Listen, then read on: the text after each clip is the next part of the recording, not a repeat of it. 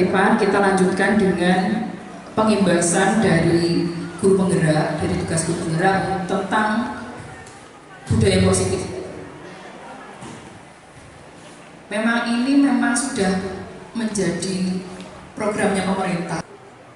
Cakupan pembahasan yang akan kita pelajari hari ini yaitu yang pertama konsep-konsep budaya positif berupa perubahan paradigma belajar, disiplin positif, kemudian motivasi perilaku manusia, keyakinan kelas, posisi kontrol restitusi, segitiga restitusi, dan kedua pengalaman dan pembelajaran setelah penerapan.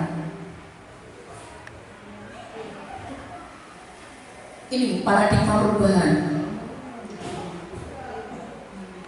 Monggo jenengan coba dulu. Ini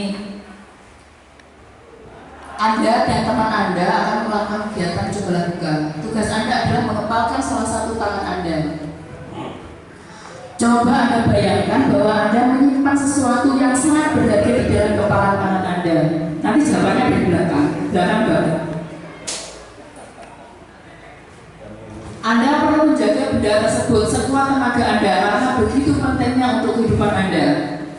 Tugas rekan Anda adalah mencoba dengan segala cara untuk membuka kepalan tangan Anda. Teman Anda bisa membujuk, menghardik, menggoda, bahkan menawari Anda dengan uang agar Anda bersedia membuka kepalan tangan Anda.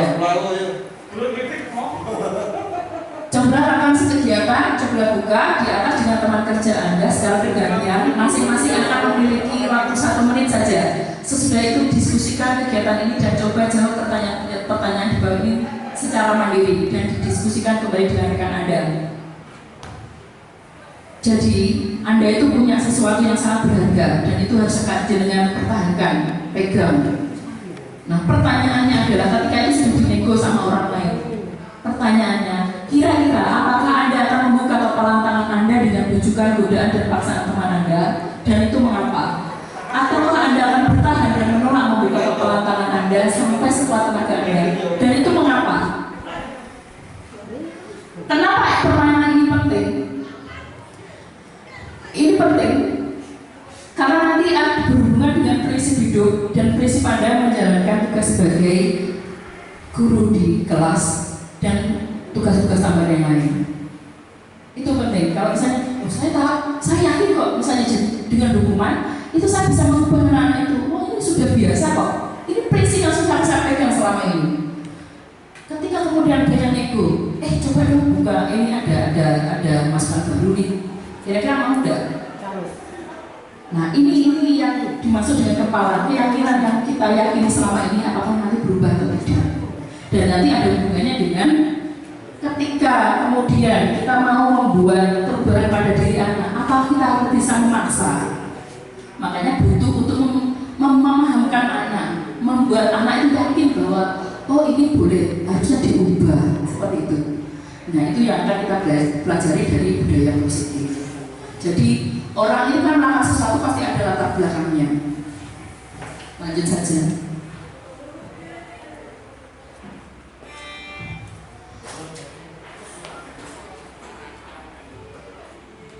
Untuk paradigma perubahan, untuk membangun budaya yang positif, sekolah perlu menyediakan lingkungan yang positif, aman, nyaman bagi murid-murid mampu berpikir, bertindak dan mencipta dengan merdeka, mandiri dan bertanggung jawab. Salah satu strategi yang perlu ditinjau ulang adalah bentuk disiplin yang dijalankan selama ini di sekolah-sekolah kita. Pembahasan disiplin kali ini akan meninjau teori yang dikemukakan oleh Dian Gosen ini. Yang ini sebelum kita lebih lanjut tentang teori disiplin restitusi dari Dian Gosen ini, mari menyamakan model berpikir kita tentang disiplin itu sendiri. Lazimnya disiplin dikaitkan dengan kontrol. Dalam hal ini kontrol guru dalam menghadapi murid. Di beberapa penelitian, yang salah satunya ini yaitu miskonsepsi tentang kontrol. Ilusi bahwa guru itu bisa mengontrol murid itu sebenarnya sesuatu yang ilusi saja. Kemudian ilusi bahwa semua penguatan positif itu efektif dan bermanfaat. Jadi bentuk reward itu sekarang menurut beberapa penelitian itu sebenarnya tidak lagi kurang berlaku dalam pendidikan.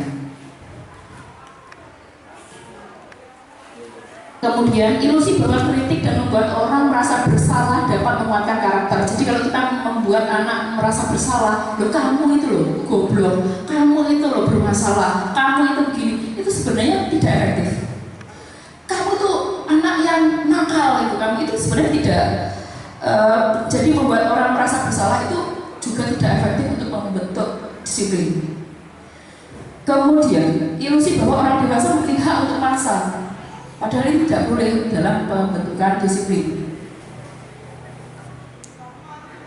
Nah, bagaimana seseorang bisa berubah dari paradigma stimulus respon yang biasanya memang sudah selama ini diterapkan di sekolah-sekolah di Indonesia, itu merubahnya menjadi teori kontrol. Stephen Covey pernah berkata, bila kita ingin membuat kemajuan perlahan, sedikit-sedikit ubahlah sikap kita atau perilaku Anda. Namun bila kita ingin memperbaiki cara-cara utama kita, maka kita perlu mengubah kerangka acuan kita. Jadi kita mengubah mindset kita. Jadi kita berangkat dari mindset dulu, baru nanti praktek. Ini adalah hasil kajian tentang betapa menurut tulisan ini, yang menulis teori ini, menulis tentang disiplin budaya positif ini, bahwa stimulus respon tentang dunia memakai hukuman dan reward ini sebenarnya tidak bagus. Karena apa? Realitas atau kebutuhan kita kalau menurut stimulus respon itu dianggap kita itu sama semua, padahal kita itu berbeda, kita beda. Semua orang itu punya perbedaannya masing-masing. Kita itu semua unik. Kemudian semua orang melihat hal yang sama, padahal tidak. Setiap orang memiliki gambaran yang berbeda tentang hidupnya karena punya latar belakang yang berbeda. Kita mencoba mengubah orang agar berpandangan sama dengan kita. Kalau dari kontrol, kita berusaha untuk memahami pandangan orang lain tentang dunia. Kemudian perilaku buruk itu dilihat sebagai suatu kesalahan, sedangkan pada teori kontrol, ketika anak membuat kesalahan, maka dilihat bahwa semua perilaku memiliki tujuan. Jadi anak nanti ditanya, kan sebenarnya ketika anak melompat pagar, sebenarnya itu dia ada tujuannya, ada apa? Jadi tidak melihat sebagai sebuah kesalahan dulu, tetapi ditanya tujuannya dulu. Di dalam stimulus respon, orang lain bisa mengontrol saya. Kemudian kalau teori kontrol, hanya Anda yang bisa mengontrol diri Anda.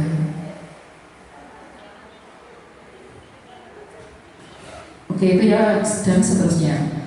Kalau disiplin win loss, kemudian win-win.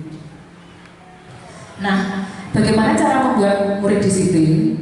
Siapakah yang bisa mendisiplinkan murid? Apakah guru yang bisa mendisiplinkan murid, atau kepala sekolah, atau orang tua murid, atau murid itu sendiri? Mengapa? Kita kembali ke sini. Jadi disiplin positif itu apa sih? Langsung saja ya. Ketika mendengar kata disiplin, apa yang terbaik di benak Anda? Apa yang terlintas di pikiran Anda? Kebanyakan orang akan menghubungkan kata disiplin dengan tata tertib, teratur, kepatuhan pada peraturan. Kata disiplin juga sering dihubungkan dengan hukuman, padahal itu sungguh berbeda. Karena belajar tentang disiplin positif tidak harus dengan memberi hukuman. Justru itu adalah salah satu alternatif terakhir. Jadi alternatif terakhir. Dan kalau perlu tidak digunakan sama sekali.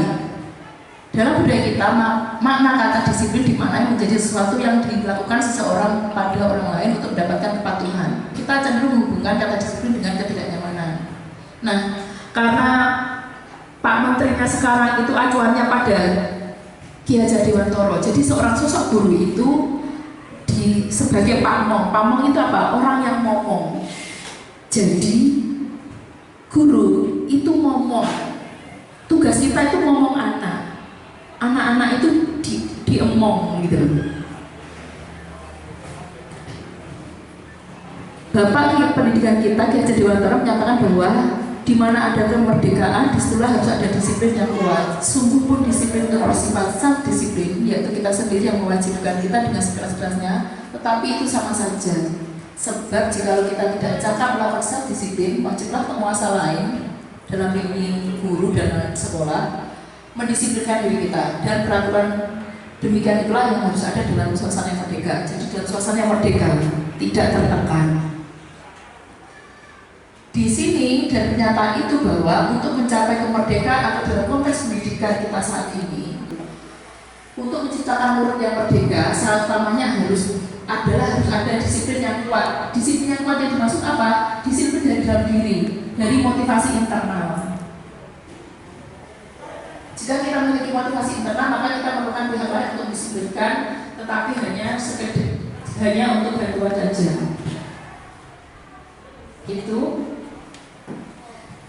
Saya lanjutkan. Ini motivasi perilaku manusia.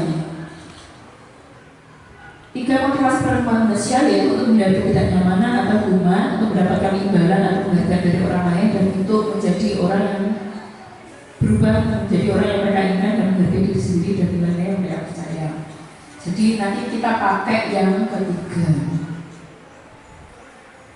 Tujuan disiplin positif itu apa? Untuk menanamkan motivasi kepada semua siswa kita agar mereka menjadi orang yang mereka inginkan dan menghargai diri sendiri dengan nilai-nilai yang mereka percaya.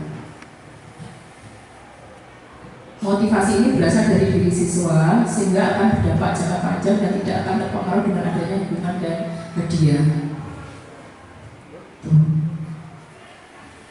Nah, makanya apa? Pakai keyakinan kelas. Nanti di depan setelah tidak tahu ya nanti berapa tahap ya, karena memang ini kayak kalau keyakinan kelas nanti masuknya ke wali kelas. Jadi kita kalau pembentukan keyakinan kelas nanti tidak memerlukan tata tertib lagi dulu. Tata tertib itu justru jadi keyakinan kelas itu dibuat oleh anak-anak sendiri. Kenapa kok memakai keyakinan kelas? Ini ada pertanyaan. Mengapa kita memiliki peraturan tentang penggunaan helm pada saat mengendarai kendaraan roda bermotor? Kemungkinan jawaban Anda adalah untuk keselamatan. Pertanyaan berikutnya adalah mengapa kita memiliki peraturan tentang penggunaan masker dan mencuci tangan setiap saat? Jawaban Anda adalah mungkin kesehatan dan keselamatan. Jadi yang dipakai itu adalah keyakinan-keyakinan itu yang akan dipakai nanti. Tidak berderet-deret aturan sepanjang ini. Nah nanti ketika ketemu anak yang melanggar, ayo keyakinan kelas mana yang kamu yang kamu lupakan, yang tidak dilaksanakan, itu pakai itu. Nilai-nilai keselamatan dan kesehatan inilah yang kita sebut sebagai suatu keyakinan, yaitu nilai-nilai kebajikan atau prinsip-prinsip universal yang disepakati bersama secara universal lepas dari latar belakang suku, negara, bahasa maupun agama. Nah, keyakinan kelas ini merupakan motivasi intrinsik dari dalam yang dibentuk bersama-sama. Ini ciri-ciri dari keyakinan kelas. Keyakinan kelas itu bersifat abstrak, lebih abstrak daripada peraturan yang berinci dan konkret. Keyakinan kelas berupa pernyataan-pernyataan universal. Keyakinan kelas senantiasa dibuat dalam bentuk positif, tidak ada yang negatif. Misalnya tadi dilarang merokok, dilarang ini tidak ada. Itu tidak ada. Kemudian keyakinan kelas sebenarnya tidak terlalu banyak sehingga mudah diingat dan dipahami oleh semua warga kelas. Keyakinan kelas sebaiknya sesuatu yang dapat diterapkan di lingkungan tersebut. Semua warga kelas sebaiknya ikut berkontribusi. Jadi keyakinan kelas itu yang membuat itu ya atas kesepakatan bersama. Kemudian bersedia meninjau kembali keyakinan kelas dari waktu ke waktu. Jadi itu bisa berubah secara fleksibel. Ini cara pembentukan keyakinan kelas dari poin 1 sampai poin 6. Nanti mungkin butuh waktu semester atau setahun lagi untuk di sekolah ini. Insyaallah gitu. Saya lanjutkan langsung. Ini contoh dari keyakinan kelas. Ini yang membuat anak-anak sendiri. Kalau nanti tidak tahu nih tahap keberapa pemerintah itu menerapkan ini. Jadi ini yang membentuk kelasnya masing-masing bersama guru wali kelasnya. Kemudian pendalamannya pakai sampai kegiatan tampak seperti dan tidak tampak seperti itu sampai mendalam kayak gini. Jadi itu yang membuat itu anak-anak sendiri dengan bahasa mereka. Saya lanjut. Ini juga lebih mendalam lagi tentang keyakinan kelas. Jadi dalam menjalankan peraturan atau keyakinan kelas itu, bila mana ada suatu pelanggaran, dan tentunya memang sesuatu itu harus terjadi ya, pelanggaran itu pasti ada. Untuk itu kita perlu meninjau ulang penerapan dan penegakan peraturan atau keyakinan kelas kita selama ini, dan kemudian penerapan tersebut terhadap pelanggaran itu bisa dalam bentuk hukuman atau sanksi atau berupa restitusi. Nah, restitusi itulah yang akan kita pelajari hari ini. Kenapa pakai restitusi? Kenapa kok tidak hukuman? Kenapa kok tidak sanksi? Hukuman itu bersifat tidak terencana atau tiba-tiba. Anak atau murid tidak tahu apa yang akan terjadi dan tidak dilibatkan. Hukuman bersifat satu arah, dari pihak guru yang memberikan atau pihak sekolah, dan murid hanya menerima suatu hukuman tanpa suatu diskusi atau pengarah dari pihak guru, baik sebelum atau sesudahnya. Hukuman yang diberikan bisa berupa fisik maupun verbal, dan murid disakiti oleh suatu perbuatan atau kata-kata. Itu yang hukuman yang selama ini terjadi. Kemudian sementara disiplin dengan bentuk sanksi atau konsekuensi sudah terencana atau sudah disepakati, dan seterusnya. Kemudian ternyata penghargaan pun juga, reward itu juga tidak efektif. Ini ada sebuah kasus. Ibu Anas, guru kelas 2 SD, mendapatkan masalah. Murid-muridnya tidak bisa tertib berdiri antri di depan pintu kelas dan selalu berebutan masuk ke dalam kelas setelah jam istirahat usai. Ini tentunya sangat mengganggu proses pembelajaran di mana kelas tidak dapat dimulai tepat waktu karena Ibu Anas itu menenangkan murid-muridnya untuk waktu cukup lama. Akhirnya Bu Anas berpikir cepat dan mengandalkan stiker bintang. Setiap murid-muridnya akan masuk kelas usai jam istirahat. Bu Anas akan mengiming-imingi murid-muridnya dengan stiker bintang. Siapa yang dapat berdiri lurus dan rapi antri di depan pintu dapat bintang dari Bu Anas. Ini kan sering kita terapkan itu. Tapi ternyata itu juga menurut penelitian juga tidak bagus, dan itu akan diubah juga oleh pemerintah. Nah, ini ada beberapa tentang dihukum oleh penghargaan, pengaruh jangka panjang dan pendek, kemudian penghargaan yang tidak efektif, pembahasannya di situ, kemudian penghargaan yang merusak hubungan. Nah, kebutuhan dasar manusia itu kan kebutuhan untuk bertahan hidup, kebutuhan untuk cinta dan kasih sayang, kebutuhan penguasaan, yaitu kebutuhan untuk pengakuan dan kemampuan, kebutuhan kebebasan dan kebutuhan kesenangan. Jika 5 kebutuhan ini tidak terpenuhi, maka itu akan terjadi pelanggaran. Anak akan melakukan pelanggaran. Jadi sebenarnya 5 dasar ini yang membuat anak melakukan pelanggaran, tidak sesuai dengan aturan. Nah, sedangkan posisi kontrol guru itu sebagai penghukum, membuat orang merasa bersalah.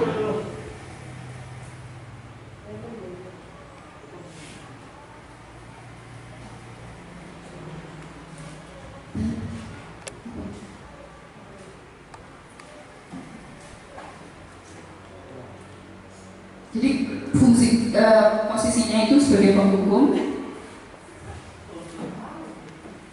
membuat orang merasa bersalah. Contoh menghukum, pakai aturan, saya atau awas nanti. Ini biasanya pakai bahasa itu kalau orangnya tipe penghukum. Kalau membuat orang yang merasa bersalah, bapak sangat kecewa sama kamu.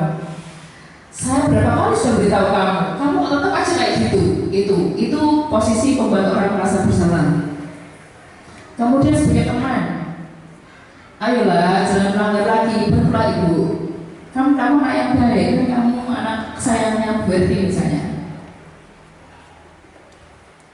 Terus ini, ayo ingat tidak semua bantuan ibu selama, ayo ingat Ayo, ingat tidak dengan semua kebaikan Bu RT untuk kamu? Kamu sudah tak baik-baikin, kamu kok tidak berubah? Itu sebagai bahasanya guru sebagai teman. Kalau sebagai pemantau, misalnya gini, kamu tahu tidak peraturannya apa? Kamu tahu tidak? Terus apa yang harus kamu lakukan kalau misalnya kayak gini? Itu masih monitor pemantau. Sedangkan harapannya itu kita sebagai guru itu posisi kontrolnya ada sebagai manajer. Yang paling puncak itu sebagai manajer. Apa? Merupakan posisi mentor, di mana guru berbuat bersama dengan murid, mengajak siswa mempertanggungjawabkan perilakunya, mendukung siswa menemukan solusi atas permasalahannya. Jadi diajak diskusi, murid diajak menganalisis kebutuhan dirinya dan kebutuhan orang lain. Jadi selain dia memahami kebutuhan dirinya, juga memahami kebutuhan orang lain. Kata-kata seorang manajer yaitu, ayo apa yang kita yakini selama ini? Saling menghargai kan, saling menghormati kan, itu yang dipakai. Apa yang kamu yakini? Jika kamu meyakininya, apakah kamu bersedia memperbaikinya? Kalau kamu paham nggak ini salah? Iya. Masalahnya tentang apa? Ini. Mau nggak kamu memperbaikinya?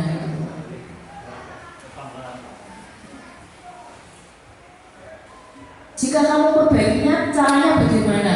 Apa rencana untuk memperbaiki diri? Nah, itulah kata-kata yang nanti akan kita pakai ketika kita menerapi anak-anak. Kata-kata kunci itu. Mungkin kalau karena kita belum pakai keyakinan kelas, kita pakai gini. Oke, kamu tahu enggak yang kamu lakukan itu kira-kira benar atau salah? Ya salah. Pasti anak-anak tahu itu salah. Oke, kalau kamu salah, kira-kira apa yang akan kamu lakukan untuk perbaikinya? Sebenarnya kamu tahu nggak itu benar atau salah? Tahu salah. Terus nanti ada yang di sekitar sini begini. Saya tahu, kita sama-sama tahu manusia itu boleh salah, boleh melakukan kesalahan, itu wajar. Tetapi kan harus diperbaiki toh. Nah, kira-kira menurut kamu cara perbaikinya bagaimana? Itu cara dituntun seperti itu. Kalau kita posisinya sebagai manajer.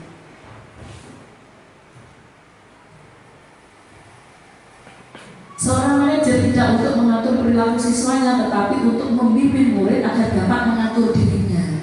Jadi kita itu tidak mengatur langsung, tetapi mengajak anak untuk punya kemampuan untuk mengatur dirinya. Ini yang goalnya sebenarnya.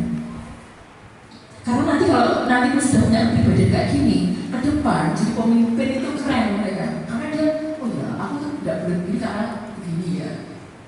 Karena itu motivasinya intrinsik dari dalam gitu. Tujuan dari 5 posisi kontrol tadi, dari penghukum sampai dari teman, kemudian jadi apa? Jadi manajer.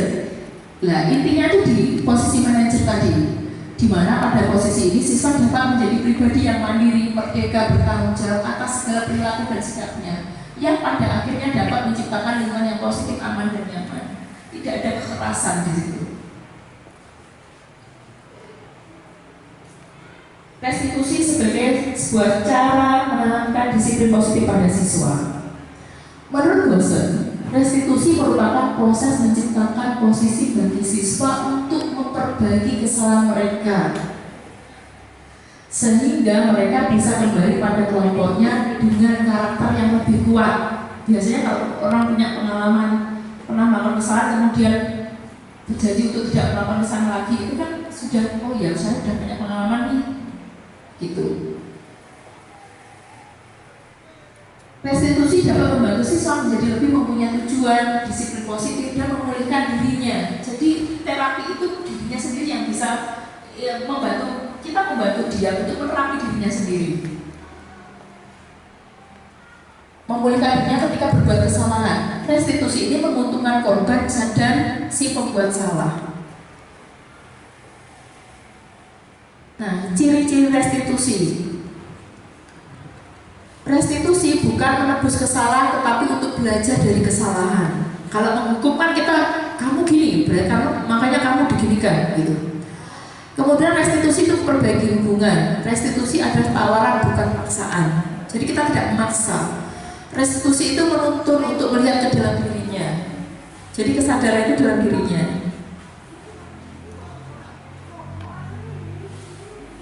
Kemudian restitusi mencari kebutuhan dasar yang mendasari tindakan yang tadi, kebutuhan dasar manusia itu tadi. Kemudian restitusi diri ada cara yang terbaik. Restitusi ini fokus pada karakter, bukan pada tindakan. Restitusi ini menguatkan. Restitusi ini mengembalikan siswa yang berbuat salah pada kelompoknya. Jadi tidak untuk memecat itu jelek, tetapi malah kita untuk agar diterima di dalam kelompok. Nah, ini yang saya sebut dengan segitiga restitusi. Caranya untuk berkomunikasi dengan anak ketika melakukan pelanggaran. Karena walaupun ada, kita membuat keyakinan kelas, pasti ada pelanggaran. Nah, caranya ketika melakukan pelanggaran ini harus ada ini. Pertama, ketika misalnya kita sudah punya keyakinan kelas ya, itu ditanya, ayo, ya, misalnya buang sampah sembarangan. Kan kita sudah punya keyakinan kelas untuk menjaga kebersihan. Misalnya anak tiba-tiba membuang sampah sembarangan, maka ditanya, ayo sini, kamu lama-lama apa yang tadi membuang sampah sembarangan? Oke, kira-kira keyakinan kelas apa yang telah kita sepakati selama ini yang berkaitan dengan tindakan itu? Oh ya Bu, menjaga kebersihan. Kemudian misalnya bukan membuang sampah, misalnya jotosin temennya misalnya. Keyakinan kelas apa yang telah kita sepakati? Oh ya, saling menghargai, saling menghormati, saling menyayangi misalnya. Kamu tetap punya alasan, kenapa kok kamu melakukan itu? Udah saya jengkel kok gini-gini. Kan ditanya dulu latar belakangnya. Oh kamu jengkel gini. Terus kalau sudah tahu kemudian apakah ada cara yang lebih efektif untuk mendapatkan apa yang kamu butuhkan? Jadi, oh kamu ini misalnya saya butuh dihargai, saya itu jotos dia karena saya merasa dihina. Oh berarti anak ini butuh penghargaan. Nah, kira-kira apa tindakannya yang bisa dilakukan untuk memperbaiki? Itu guru menuntutnya sampai ke situ. Maka untuk segitiga restitusi. Nah, ini penjelasannya. Sisi menstabilkan identitas. Saya lupa yang menstabilkan itu. Awal menstabilkan dulu. Maklum saya juga masih belajar pada saat online-nya itu saya tertidur. Sisi menstabilkan identitas. Sisi ini merupakan bagian dasar dari segitiga yang bertujuan untuk mengubah identitas anak dari yang gagal karena melakukan kesalahan menjadi orang yang sukses. Contoh kalimat yang dapat digunakan kepada anak yaitu berbuat salah itu tidak apa-apa.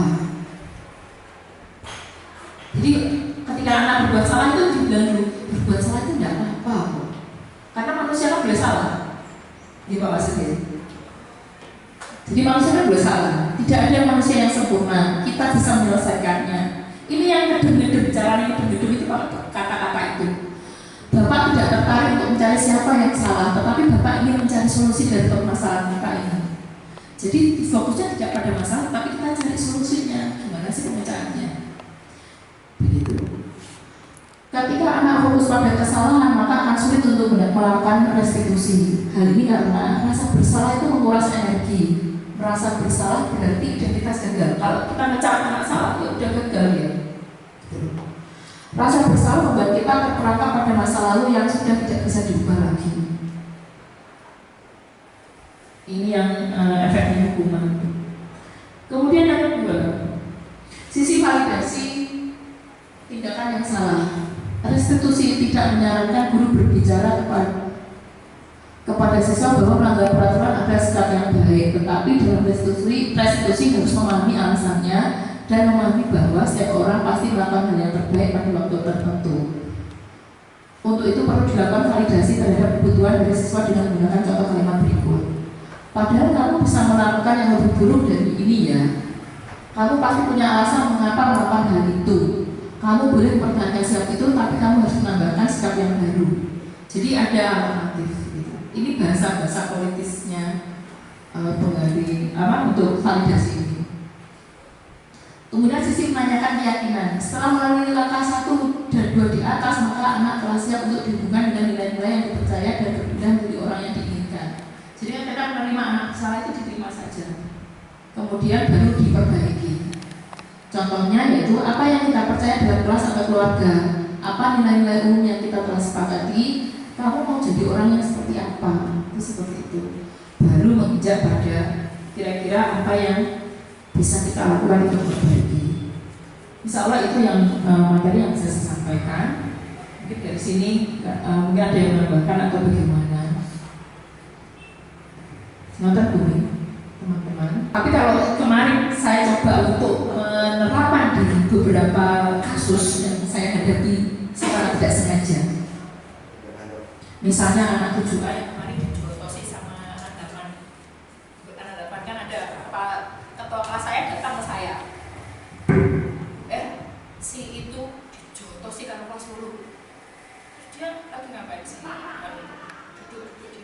Oke.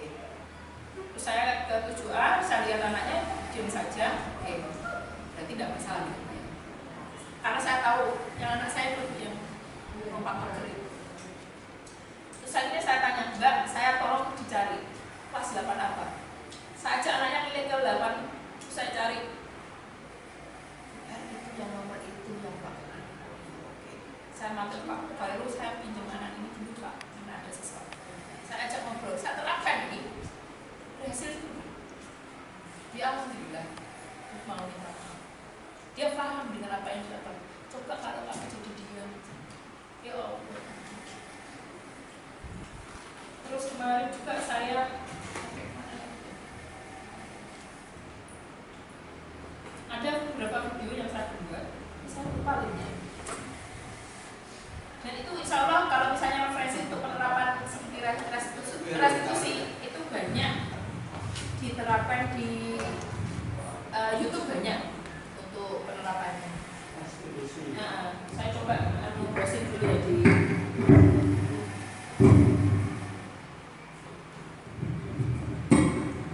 Ya, terima kasih buat Tiana. Sebetulnya ini bukan hal baru, cuma kadang kita nggak paham apa yang harus kita lakukan. Kalau saya nih, karena saya jebolan dari SPG, hal-hal seperti ini bukan hal asing bagi saya. Jadi di SPG itu dibekali psikologi mulai perkembangan, mulai jiwa, mulai apa mereka, sehingga secara tidak langsung ilmu pendekatan secara seperti ini diberikan oleh guru-guru di SPG. Pernah suatu saat kita disuruh kerja bakti, pada nongkrong, pada gak resek nongkrong, kemudian guru saya namanya Pak Simon, Pak Simon yang dulu kepala sekolah SMA 2 Nganjuk. Dan ini belakangnya Songo.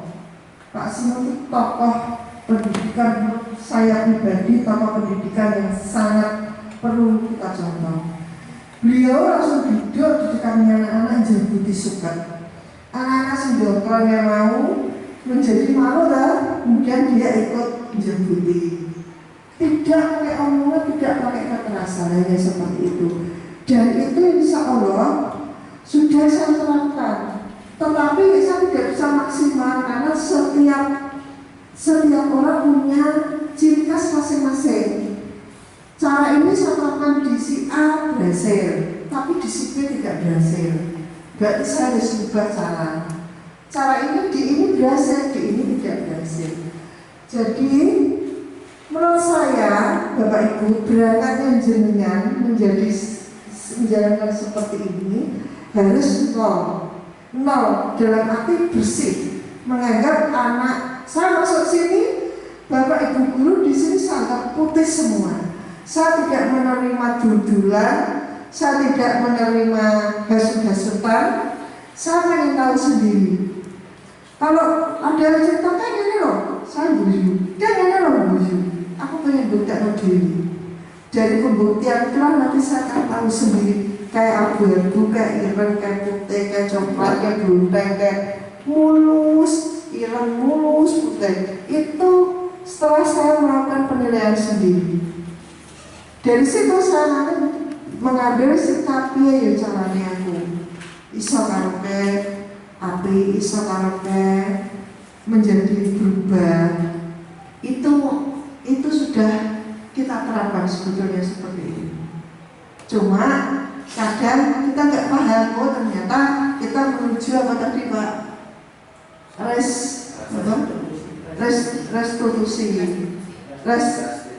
Restitusi, disiplin positif itu.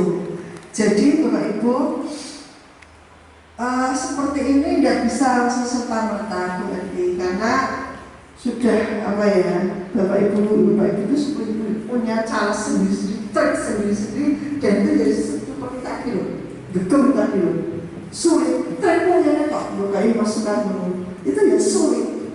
Tapi sebenarnya saya Budiana, triknya seperti saya kapok saya, tapi memang belum ubah. Perjuangan saya cukup keras semalam itu, belum ubah senam tadi.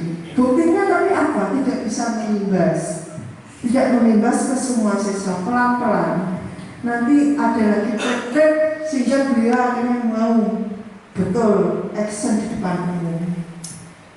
Dan laporan ke saya tidak mau dijemput pembina acara sampai kapan tidak mau bicara. Aku sebenarnya itu kan ya masukan juga tak buktikan menjajan, tak buktikan dengan tadi. Kan perjuangan saya semua ini terus cacakan terus sampai kantor menyadarkan apa dia berani tampil di depan umum. Itu Bapak Ibu. Jadi terima kasih atas materi dari Bu Erti. Semoga dia ini menambah sedikit lah, nggak banyak, sedikit. Paling nggak nanti tracknya juga seperti itu. Ditegak mungkin apa ini, apa alasan, bilang-bilang ini. Wih, ini ini bu ulangi orang, nah ini ngomongnya dia kan didelok uang dan sebagainya. Ya, saya dengan Yos yang Yos, kamu sendiri video porno, kamu ngombe, kamu ngerokok, wis kurang ngomongin lengkap. Yos, kemarin saya panggil lengkap, kalau menggunakan lengkap. Kok pengen nakal itu apa? Kok aku juga rasanya. Nah, sementara di SMP kan Citamus maka aku di SMA harus punya wajah baru. Wajah sing wis kawak gurune. Nah, nek cah nakal gurune aku tahu. Nek cah nakal aku tahu. Wis tahu kok jajan wis tahu. Nah, pakai trik. Nah, kadang rokok kan ya Pak tintikan. Nak ini ya. Ya pakai trik, merokok ya pakai trik. Orang pamer di mana-mana dan sebagainya. Semoga dengan kata-kata saya kemarin dia sudah berubah. Tapi bu, Gusti Allah sing ngatur. Makanya tak tahu bikin tak mau nang bikin. Wih, hubungannya harus dari gue. Nek harus dari pangkat ya mesti cahaya kan Selawase ya nakal. Apa langsung apa bu menusuk banjir ya nek Gusti Allah tak mengizinkan tidak akan bisa. Itu saja berarti dari saya. Jadi selama di SPG sikap-sikap itu sudah diberikan oleh Bapak Ibu guru kami dulu. Makanya karena kita cilik harus ngadepi siswa. SPG kan bocah setara SMA ngulang bocah sekolah. Jadi bekalnya di psikologi dok. Semuanya dibekalkan di situ. Terima kasih. Saya kira sudah. Ini matur nuwun. Mungkin yang lainnya mungkin mau nambah atau bagaimana?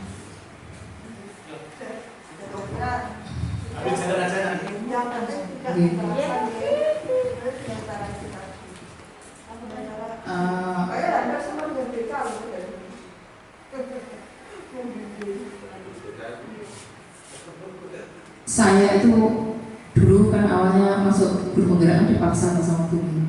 Kalau saya nggak dipaksa nggak melakukan itu. Ternyata ini awal terus ini yang paling penting itu ilmunya. Saya awal itu mendapatkan filosofi Ki Hajar Dewantara itu saya nangis Pak. Saya betapa saya buruknya jadi seorang guru. Keyakinan kita tentang sebagai guru itu apa? Guru itu harusnya ngomong. Jadi pamong, kamu tidak bisa menganggap anak itu seperti kertas putih kamu orang-orang jadi apa, itu salah. dan itu sampai selama 1 bulan. Melalui gambar, melalui video, melalui diskusi, melalui bentuk penugasan dan sebagainya. Sampai saya itu nangis karena saya merasa berdosa sekali jadi guru selama ini. Saya kok kejam banget jadi guru. Kroso banget. Dan itu saya benar-benar disadarkan di situ. Teman-teman juga merasa kayak gitu. Ya akhirnya terjadilah tutur Handayani dan seterusnya gitu. Jadi betapa kita sebagai guru itu harus memang jadi ngemong. Lah anak-anak itu anak kita. Makanya kemarin itu ketika semua anak-anak itu melakukan satu kelas itu kan tidak ada yang banyak yang tidak bawa buku PTK, banyak yang tidak mengerjakan tugas, terus ada gambar kemaluan gitu ya di beberapa tempat itu.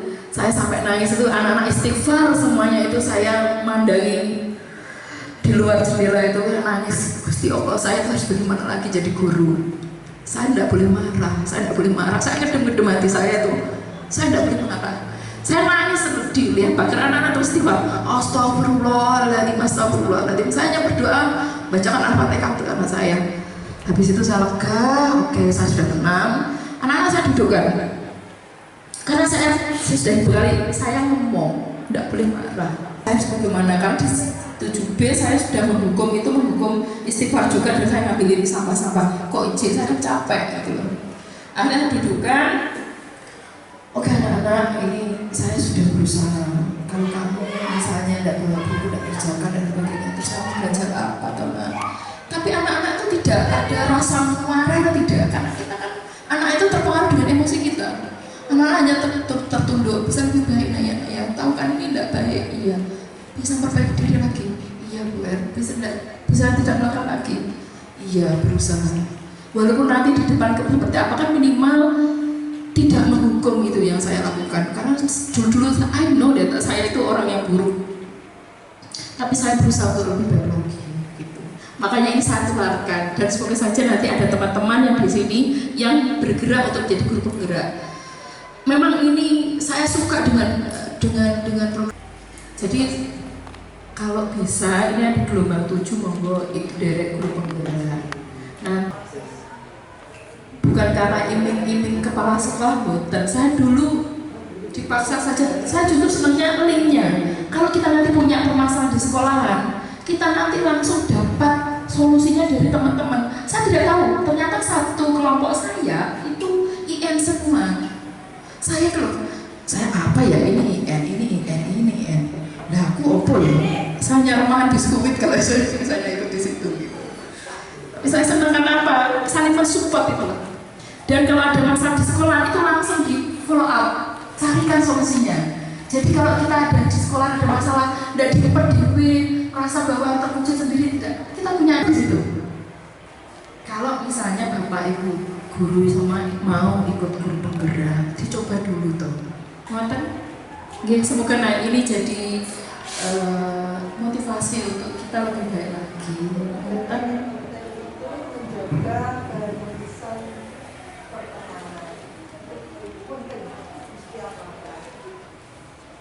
Yang terpenting hubungan perkawanan, persaudaraan itu yang nomor 1.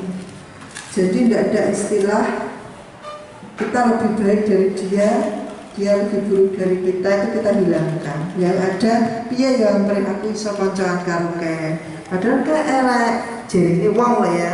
Ke elek aku masa api. Iya ya aku iso koncoan. Jadi yang terpenting dari semuanya itu. Demikian ya, biar berarti kita tetap ya, penjelasan tutup monggo. Terima kasih teman-teman, rekan-rekan guru, Bapak Ibu guru dan Bumin, terutama yang selalu mensupport kami untuk bisa berubah menjadi lebih baik lagi. Dan semoga ke depan tim ketertiban ini semakin solid dan apapun yang terjadi jangan dibicarakan di belakang, tapi langsung saja kita komunikasi karena kita sama-sama jalan. Kita sama-sama satu tim gitu loh. Kita ngobrol aja enak-enakan. Kalau toh misalnya ada perbedaan pendapat, toh kita semua sama-sama manusia. Saya juga punya kekurangan, saya juga punya kelemahan, saya juga masih belajar sama. Itu saja, saya cukup sekian. Terima kasih. Nanti ke depan ada tindak lanjut lagi. Monggo kalau misalnya ada usulan-usulan, monggo. Kami sangat terbuka sekali. Terima kasih. Saya cukup sekian. Kita tutup dengan Alhamdulillah bersama-sama. Alhamdulillahirrahmanirrahim. Wassalamualaikum warahmatullahi wabarakatuh.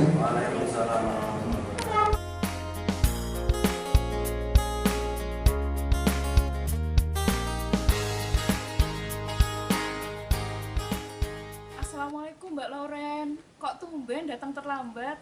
Waalaikumsalam, maaf Bu R, saya salah datang terlambat. Coba jelaskan kepada Bu Erti, kenapa kok kamu bisa datang terlambat? Saya datang terlambat karena bangun kesiangan Bu R. Mbak Loren, semua manusia itu pernah salah, boleh melakukan kesalahan.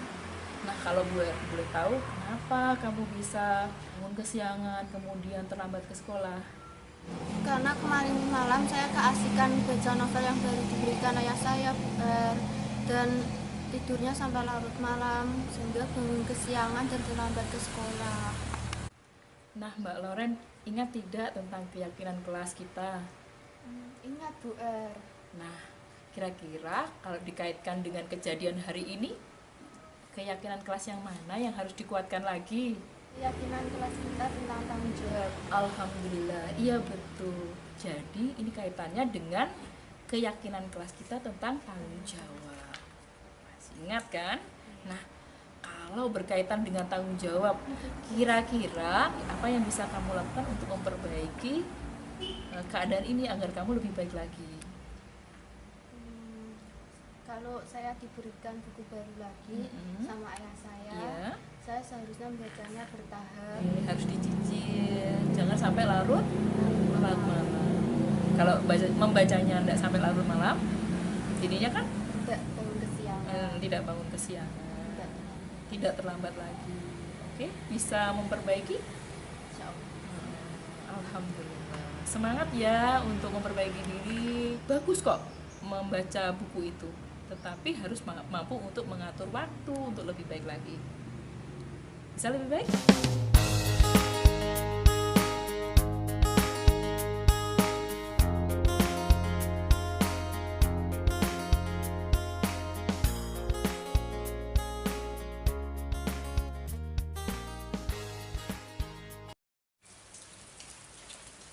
Assalamualaikum Bu R. Waalaikumsalam warahmatullahi. Mbak Samaita, silakan masuk. Silakan duduk Mbak Samaita. Nah, ini Bu Ertiana sebagai wali kelasmu ini mendapatkan laporan dari beberapa guru mata pelajaran tugas-tugas kamu yang akhir-akhir ini belum terselesaikan. Apakah benar? Iya Bu, soalnya maaf karena saya malas di rumah. Mbak Hita, sebenarnya wajar jika seseorang itu mengalami rasa malas. Tapi bolehkah Bu Erti tahu kenapa kok Mbak Hita ini kok bisa malas? Karena setahu Bu Erti, selama ini yang Bu Erti tahu tentang Mbak Samaita itu anaknya pintar, rajin. Kenapa? Mungkin bisa bercerita kepada Bu Erti. Karena tugasnya terlalu banyak Bu, terus saya juga bingung dari mana ngerjainnya satu-satu, jadi saya males gitu. Oh begitu. Mbak Hita ingat tidak tentang keyakinan kelas kita? Ingat Bu. Nah, kalau dikaitkan dengan apa yang Mbak Hita alami, kira-kira keyakinan kelas mana yang harus dikuatkan lagi? Keyakinan kelas tentang tanggung jawab. Ya betul, alhamdulillah. Nah, kira-kira kalau sudah tahu, kira-kira agar tidak terjadi lagi tugas-tugas yang belum terselesaikan, kira-kira apa yang bisa Mbak Ita lakukan untuk memperbaiki? Saya harus menulis jadwal, terus hari itu saya apa, besoknya saya apa, biar produktif terus nggak malas. Jadi biar tugas-tugasnya tidak numpuk-numpuk, kalau ada tugas segera diselesaikan dan dibuat, ditata jadwalnya. Kalau misalnya rasa malas datang, boleh istirahat sebentar, tapi segera untuk dikerjakan.